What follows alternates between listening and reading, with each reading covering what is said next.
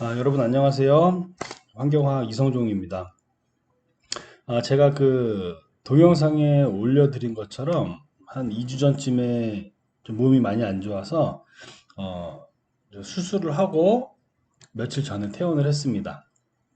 폐를 수술을 했는데 간단하게 좀 보여드리면 폐가 안 좋아서 이렇게 구멍을 뚫고 구멍이 좀 커요.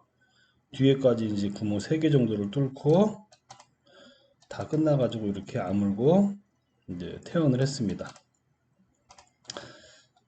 그래서 진짜 이게 좀 많이 아파가지고 저도 많이 걱정을 했는데 그래도 수술을 하니까 의학 기술이 좋아져서 많이 괜찮아졌어요.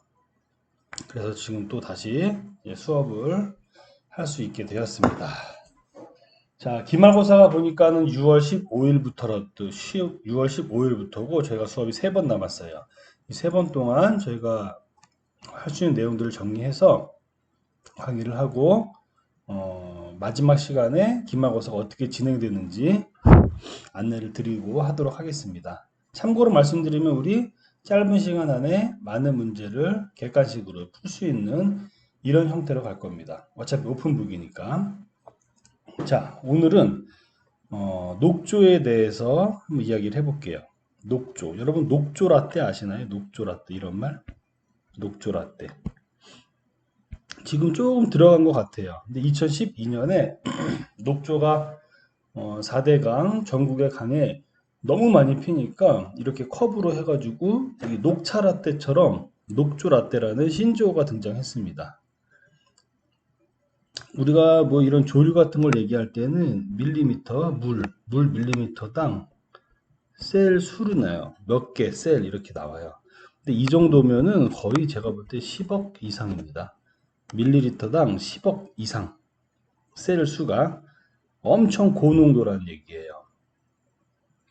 근데 이런 녹조는 여러분 자연 상태에서 발생하는 거잖아요. 그래서 우리나라 같이 사계절이 뚜렷한 이런 지역에서는 매년 발생해 왔습니다. 매년 발생을 해 왔는데 우리가 기대하고 있는 이상치, 훨씬 기대하고 있는 것보다 훨씬 더 많은 양들이 순간순간 조류가 피면서 문제들이 나오기 시작했어요. 먼저 4대강 지역의 관광업 피해, 어업 농민들, 여러분 아직도 강에서 어업을 하시는 분들이 많습니다. 그 명맥을 유지하시는 분들이 있어요. 텔레비 보면은 다큐멘터리 이런 데 나올 겁니다. 그리고 식수원 공급에 의해서 안정성이 우려되는 거죠. 잠깐 녹화가 되고 있나? 그리고 수생태계 파괴, 산소, 빛, 투과 저해로 하층 생태계 심각한 파괴, 유해 적조, 폐독 형상, 수생태계 생물 사멸의 원인, 기타 등등 우리가 예측하는 모든 문제들이 녹조가 과도하게 생성됨으로써 발생하고 있습니다. 그래서 사실은 이런 녹조를 제거할 때 여러 가지가 되게 많거든요. 화학약품으로 녹조를 저감시키는 방법, 그리고 어떤 부직포나 이런 것들로 부착시켜서 물리적으로 제거하는 방법. 근데 우리가 가장 실생활에서 많이 쓰는 것은 진흙이라고 할까? 토양, 토양이라고 할까? 뭐 이런 기타 등등이 뭐냐면 배에서 여러분 황토 같은 거, 황토 같은 거를 배로 지나가면서 막 뿌려줘요. 일부러. 그러면 조류들이 그 황토에 딱 부착을 합니다. 황토에 딱 부착을 하면서 황토가 무겁잖아요. 그래서 물로 가라앉아요. 그래서 조류를 밑에 땅속으로 가라앉게끔 화학약품을 쓰면은 조류도 죽지만 조류 이외에 다른 물질, 다른 생물한테도 영향을 미치거든요. 그렇기 때문에 이런 황토 같은 것들을 물로 막 뿌리면서 독조를 가라앉히는 이런 일들이 많이 이루어지고 있습니다. 그래서 오늘은 이런 녹조를 우리가 얼만큼 피워서 어떻게 움직이는지를 관찰하는 게 중요하거든요. 근데 저희는 또 이제 4차 산업 시대이기 때문에 UAV, 드론입니다.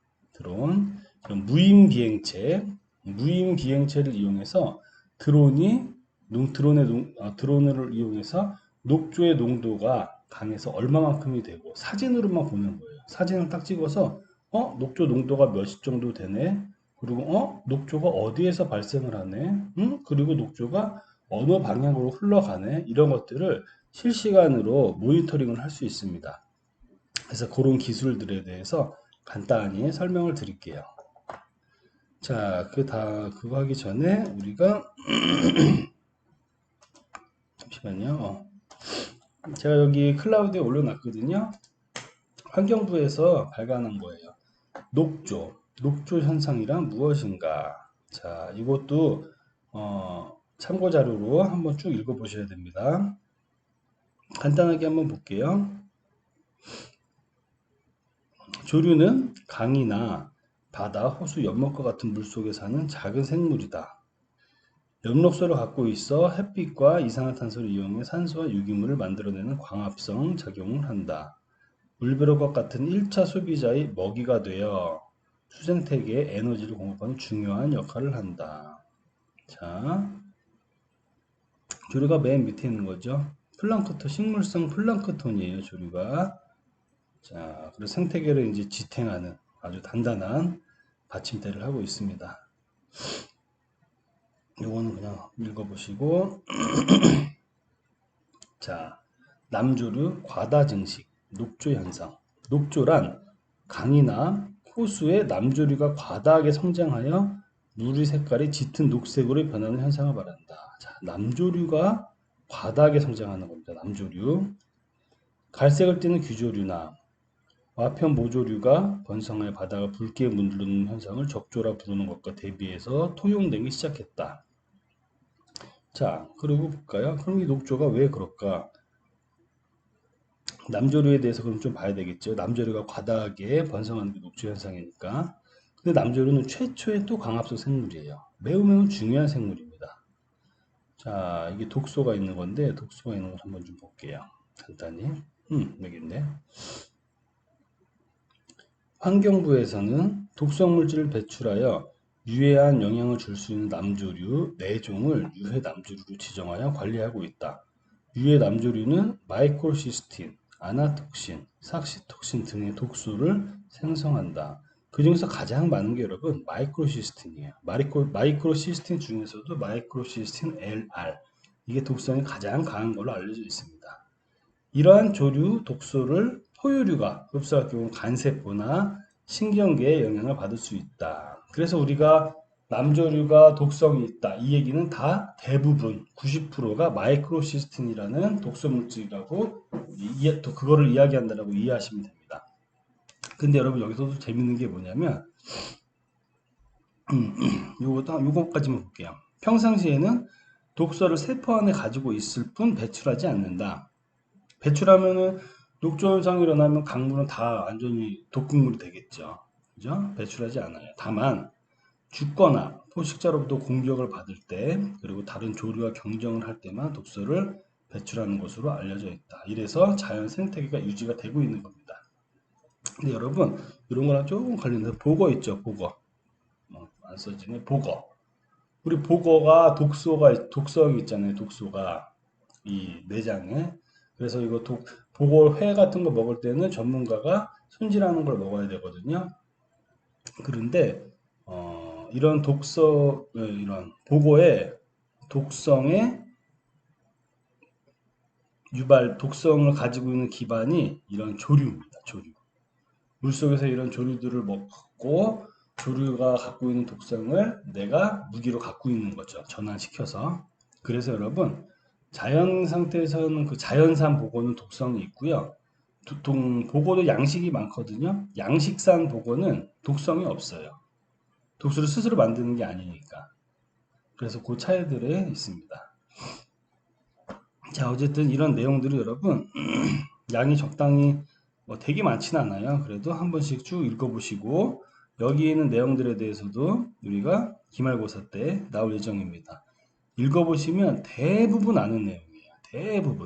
대부분 아는 내용이기 때문에 편하게 읽어보시면 됩니다. 그리고 제가 폐를 수술해가지고 이야기를 많이 하면 좀 아직까지는 숨이 많이 차거든요. 그래서 제가 조금 숨찬 목소리가 나오거나 말이 좀 느려져도 양해를 좀 부탁드리겠습니다. 저도 그러지 않게 잘 조절해서 하도록 하겠습니다. 자, 그래서 아까 이야기했던 것처럼 무인 비행체입니다. 무인 비행체를 또 이용해서 이미지, 사진을 찍는 거죠. 사진을 프로세싱하는 겁니다. 사진을 어떤 처리를 해가지고 연구하고 활용하는 분야들이에요. 자, 이런 지형들의 변화를 볼 수도 있고요. 녹조들의 변화를 볼 수 있고요. 침식작용 같은 것도 볼 수 있고요. 기타 등등 홍수부터 산불, 재해, 병충해, 농작물 엄청 많이 볼 수가 있어요. 자, 여기 보면 주거지역, 하천생태 녹조, 도시의 홍수, 그리고 국토, 이런 영상 관리, 이런 것들을 무인비행체로 이미지를 이용해서 그거를 가공하는 과정에서 얻을 수 있는 내용들입니다. 자, 그러면 이 이미지 프로세싱은 어떤 단계로 되는지 한번 볼게요. 여러분, 이미지 프로세싱이 뭐냐면, 자, 여기 박스 안에 있는 것만 중점적으로 한번 볼게요. 매칭 GCP하고 GPS라고 했습니다. 자, GPS 이것만 봐도 어떤 건가요? 우리가 사진을 찍을 때 GPS를 연동한다 그랬어요. 여기서 매칭을 하는 건데, 내가 찍은 사진이 과연 여기가 위도, 경도 이런 GPS 코드를 봤을 때 정확한 지점인가? 요거를 한번 해보라는 겁니다. 왜냐하면 우리가 휴대폰으로 가지고 가서 찍어도 매칭이 잘 되지가 않아요. 그래서 수준점이라는 게 있습니다.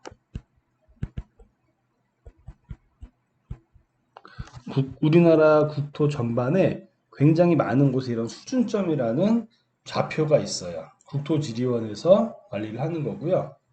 이거는 뭐냐면은 그 지점에 가면은 누가 뭐래도 여기는 위도, 경도, 높이, 고도 이런 게 어떤 거다라고 수치가 정확하게 안내를 해줍니다.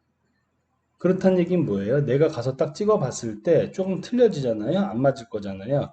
그러면 이 수준점이 나온 것대로 같이 다시 고정을 하라는 얘기예요. 자, 이게 정확한 지점을 보정을 해라 이 얘기입니다.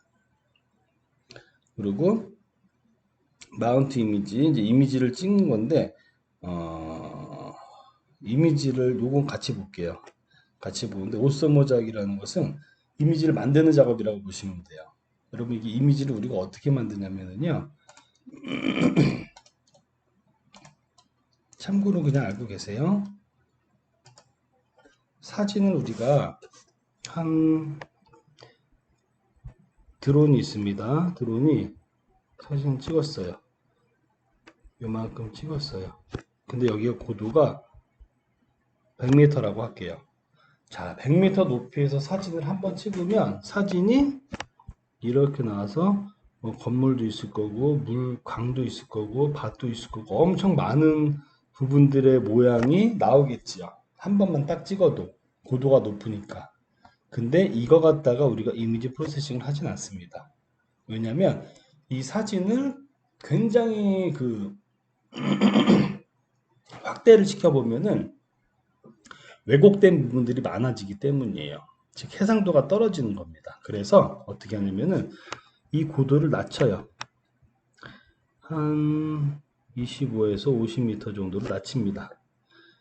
그리고 사진을 찍는 건데 중첩을 시켜서 사진을 찍어요. 중첩도는 한 70에서 80% 정도. 이 얘기는 자, 이만한 지역이 있어요. 이 지역을 사진을 찍는데 사진 한 방, 요만큼만 찍는 겁니다. 그리고 두 방, 셋, 넷, 다섯, 여섯, 일곱, 여덟, 아홉 계속 찍는 거예요. 계속 한 7, 80% 정도 겹쳐가지고 계속 찍는 거예요. 이렇게 사진을 계속 찍습니다. 그러면은 보통 한 100m 높이에서 한 장의 사진을 찍을 것이 이게 한 뭐 2000장 이렇게 바뀌겠죠. 이런 식으로 찍는 거예요. 그러면 겹치는 부분에서 아주 정밀하게 나온 부분들, 요 부분들만 다 모아가지고 연결을 시킵니다. 다 모아가지고 연결시키면 비로소 아주 해상도가 높고 명확한, 왜곡이 안 된 명확한 부분만을 사진으로 얻을 수 있게 되는 거예요. 이게 우리가 이미지를 드론 갖다가 이미지 프로세싱을 한다. 이럴 때 이미지를 얻는 과정입니다. 이거 오서 모자이크라 그래요. 이거를. 자, 그런 다음에 각각의 우리가 원하는 모든 물질들은 각각의 고유 파장들이 있거든요. 그 파장들을 스펙트로미터를 이용해서 분석을 한 다음에 밴드 캘리브레이션이라는 건 뭐냐면 우리가 원하는 것과 내가 알고 있는 것과 실제로 자연 상태에서 이미지로 찍은 것과 서로 비교해서 아 이게 맞다 안 맞다 또는 맞으면 아 얼마만큼이구나 라는 거를 우리가 분석하는 과정이라고 생각하시면 됩니다. 자, 어쨌든 이게 뭐 굉장히 간단하면서도 숙련된 사람이 아니면 하기 좀 어려운 부분들이에요. 그래서 이런 부분들을 이런 과정들을 통해서 우리가 이미지를 프로세싱을 한다 알고 계시면 되겠습니다. 자, 그러면은 이 드론 갖다가 보면 요거 많이 봤죠, 우리가. 실제로 많이 있는 것들입니다. 요거 갖다가는 보통 드론 여러분 드론 많이 날리시고 가지고 계실 거예요. 한 15분에서 20분 정도가 안정적으로 날립니다. 배터리 용량이 있어서. 그래서 한 1km by 1km 정도 이걸로 찍고요. 좀 넓은 지역을 찍을 때는 비행기를 써요. 수직 이착륙 비행기인데요. 얘가 굉장히 빠릅니다. 그렇기 때문에 한 20km 정도 사진 찍을 수 있고요. 카메라도 멀티 카메라로 하나, 둘, 셋, 넷, 다섯 개 멀티 카메라를 찍습니다. 자, 요 밑에는 안 봐도 되고 이것만 볼게요. 비행기 재원 한번 보시고 멀티 카메라를 왜 찍냐면 여러분 이렇게 우리가 RGB라고 하면 우리가 핸드폰, 휴대폰이 있어요. 휴대폰에 카메라 달려 있죠. RGB입니다. 레드, 그린, 블루. 그죠? RGB 카메라예요. 그런데 어떤 물체를 우리가 한번 정확하게 보려면은 이 RGB를 R로도 찍어보고 G로도 찍어보고 B로도 찍어봐야 되거든요. 그리고 서로 R이랑 G랑도 같이 합해보고 얘랑도 합해보고 얘랑도 합해보고 이러면서 뭔가 명확하게 어떤 물질인지를 봐야 돼요. 근데 RGB가 한 번에 이렇게 붙어 이렇게 섞여 있는 혼합되어 있는 우리 휴대폰 같은 카메라는 이걸 분리할 수가 없습니다. 그래서 요거는 R, G, B 그리고 레드 엣지, NIR로 이렇게 다섯 개 파장으로 각각 카메라를 두는 거예요.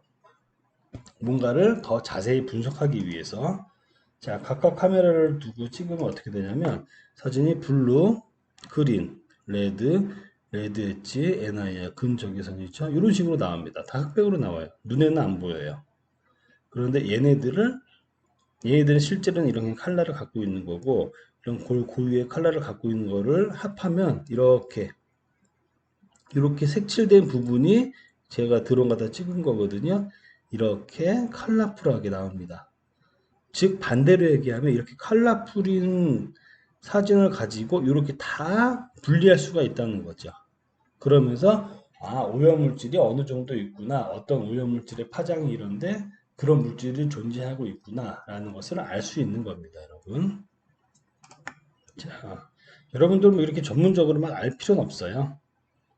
그냥 이런 식으로 된다는 것만 알고 계시면 돼요. 자, 시간이 애매해서 다음 동영상으로 넘어가서 이어서 하겠습니다.